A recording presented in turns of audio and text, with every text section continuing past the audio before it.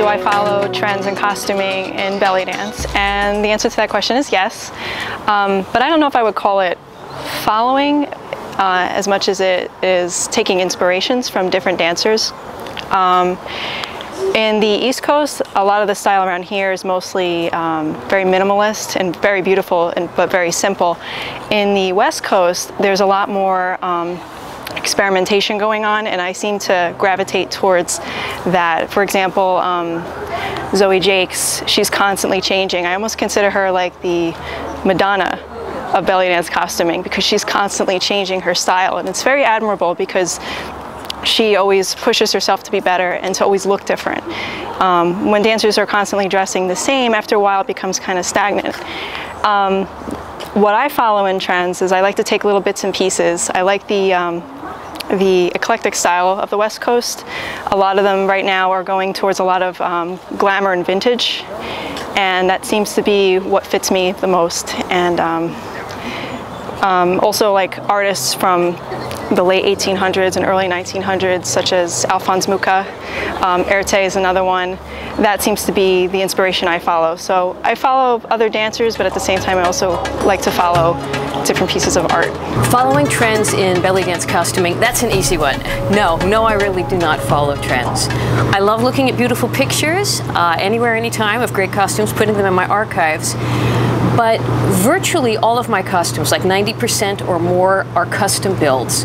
Either I put every stitch in there myself, or I have them made in collaboration with wonderful local designers.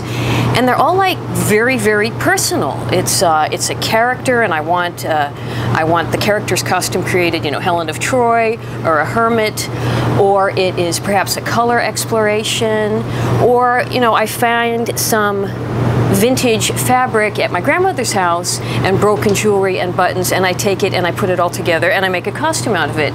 So I mean, I refer to them as my babies. All my costumes are my babies. To me, they're each like little masterpiece works of art.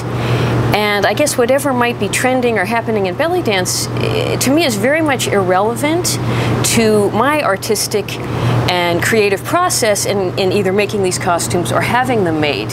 And kind of on a related issue, once an idea occurs, once it's been photographed and it's out there on the internet, you have, what, 4 months, depending on how replicatable the idea is, until that image and that particular novelty in costuming has saturated, and it's maybe not so fresh anymore, it's not so distinctive anymore.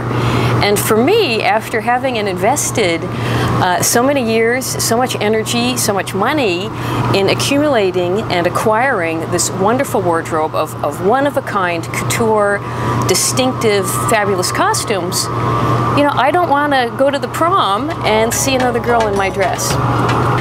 I don't make any effort to follow trends in belly dance costuming. So much of what I do is just, you know, it's artistic, or it's theatrical, or it's my own little project to achieve some specific means.